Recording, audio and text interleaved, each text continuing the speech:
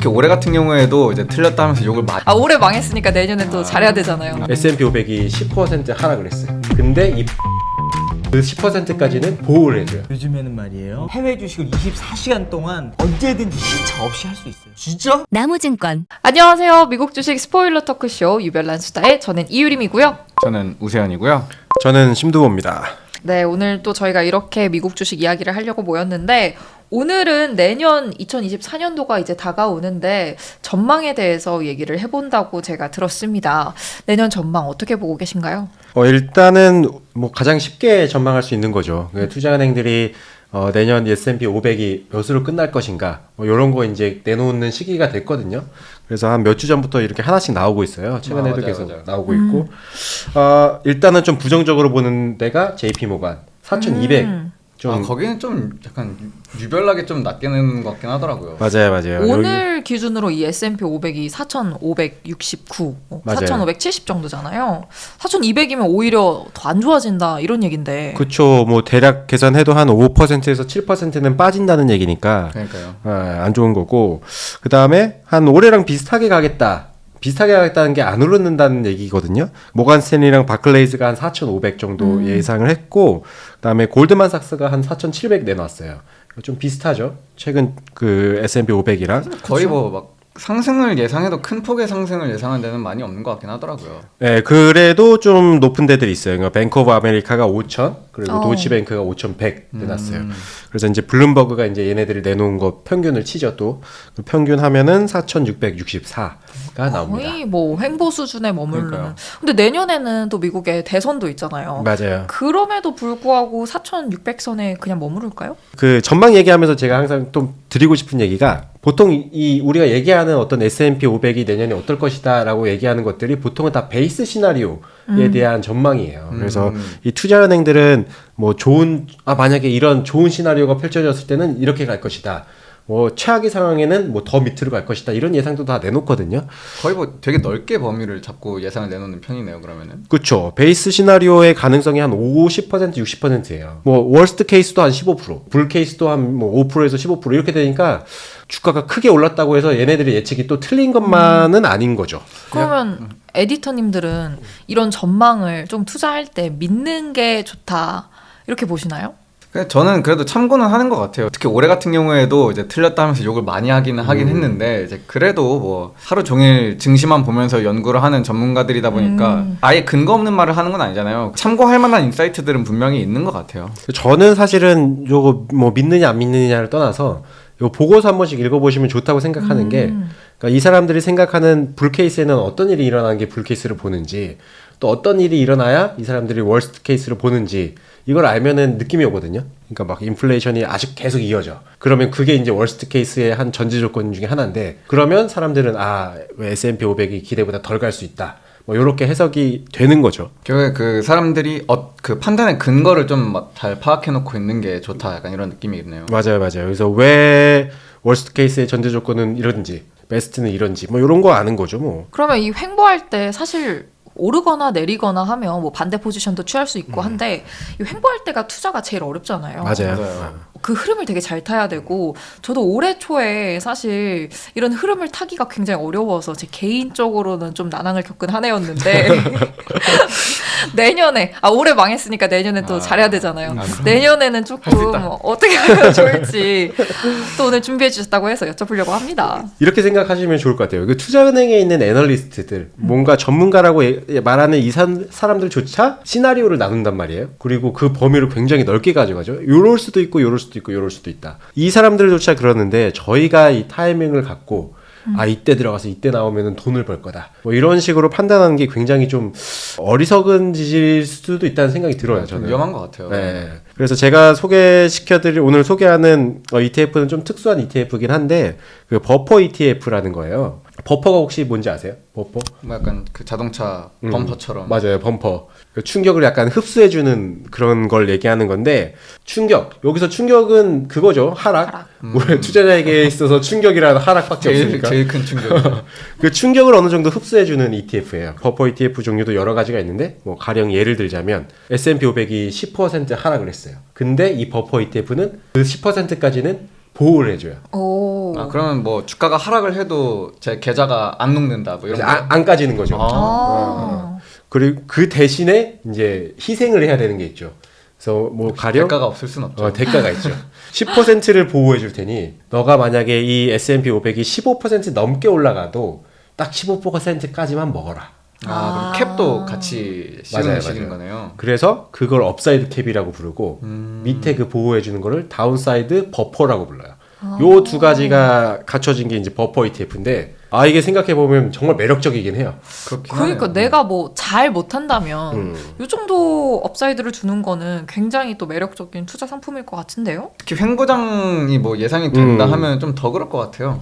맞죠. 횡보장 예상되고 뭔가 S&P 500이 막 급등할 가능성이 낮다고 판단이 되면 어차피 이상은 안 올라가니까 그러면은 버퍼라도 가져가자. 이런 거거든요. 이 버퍼 ETF를 잘 만드는 데가 그 자산운용사인데 이노베이터예요. 이노베이터라는 곳이 있고 요곳에서 이제 좀 다양한 종류의 버퍼 ETF를 만들고 있거든요. 그래서 이제 좀 대표적인 게 S&P 500을 기초자산으로 둔 버퍼 ETF고 좀 여러 가지 종류가 있어요. 뭐 US 에쿼티 버퍼 ETF. 요거는 다운사이드 버퍼가 9%. 만약에 12%가 하락을 해도 9%를 뺀 3% 하락만 이제 맞으면 돼요. 저희가. 너무 괜찮네요. 그 대신에 업사이드 캡이 20%예요. 그러면 꽤 높네요. 네, 높아요. 하락은 9% 도달할 때까지 손실금이 아예 없는 거고 네네네. 상승은 뭐 1, 2%만 상승하더라도 그 퍼센테이지를 먹는 건가요? 맞아요. 근데 그게 어떻게 되는 거예요?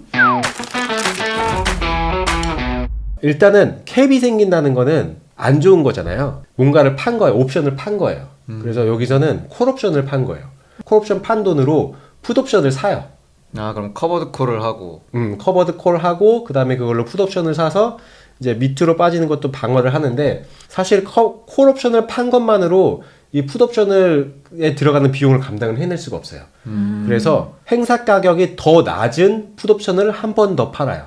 그러니까 어떻게 구조를 보면은 콜옵션 한 번 팔고 풋옵션 한 번 팔고 이 돈을 모아서 풋옵션을 하나 사는 거예요. 야, 이건 그래프 거의 그려봐야겠네요. 네, 그래프 그리면서 하시면 되는데 그래서 뭐 이런 구조를 짰다. 뭐 그래서 이런 이런 옵션 트레이딩을 통해서 했고 요걸 통해서 이제 여러 가지의 그 종류의 버퍼 ETF를 만들 수 있는데 대표적인 게 아까 얘기했던 다운사이드 버퍼를 9% 가져가고 대신 업사이드 캡을 20% 주는 게 있고 그 다음에 업사이드 캡 15% 다운사이드 버퍼 15%짜리도 있고 그 다음에 업사이드 캡이 한 15% 정도 되는데 다운사이드 버퍼가 30인 게 있어요. 이 30인 게 좋아 보이잖아요.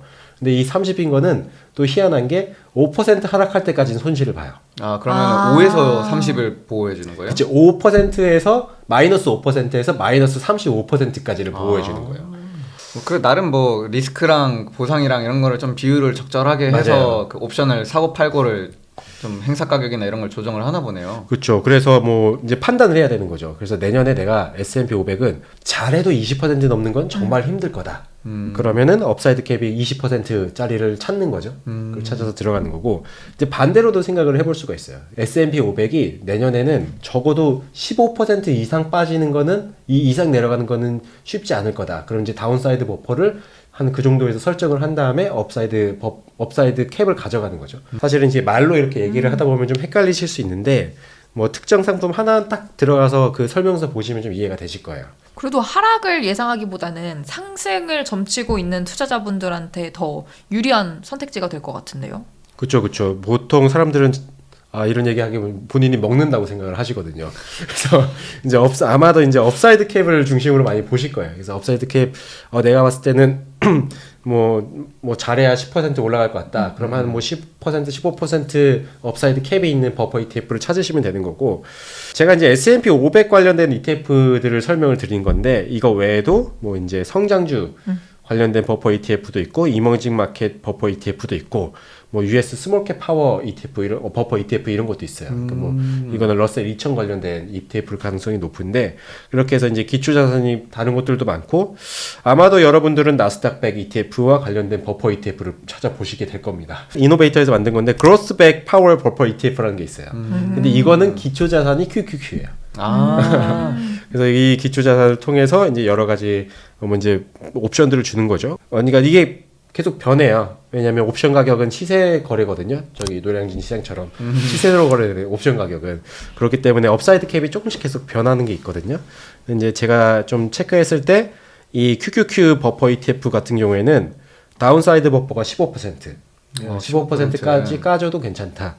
그 다음에 업사이드 캡은 약 18%. 거의 뭐 비슷하네요. 그 버퍼랑 캡이. 맞아요. 그래서 요거는 사실은 이제 뭐 옵션 가격이 바뀌기 때문에 시장 상황에 따라서 좀 업사이드 캡이 계속 바뀌거든요. 그거는 이제 확인을 해주시면 되고. 그러면은 이런 상품들은 조금 그 수수료가 높은 편인가요? 아무래도 운용사의 역할이 좀 크다 보니까. 맞아요. 요런 것들은 다 이제 수수료 상당히 높은 편이고 저희가 흔히 알고 있는 뭐 스파이 뭐 이런 거는 이제 0.1 이하거든요. 거래가 많이 되고. 근데 이게 뭔가 옵션이 하나 붙을 때마다 그리고 뭔가 특이한 것들이 하나 있을 때마다 수수료는 높아지고 거래량이 이런 것들은 버퍼 ETF 같은 것들은 뭐 엄청 크진 않아요. 그렇기 때문에 이제 좀 이런 케이스들은 수수료가 높고 또 하나 특징이 있는 게 아직까지 이런 것들을 하는 자산운용사가 경쟁사가 많지 않잖아요. 네네. 굳이 막 할인해 주진 않죠. 그리고 요거 투자하실 때 좀 꼭 유의하셔야 되는 게 이 ETF는 기간이 1년이에요.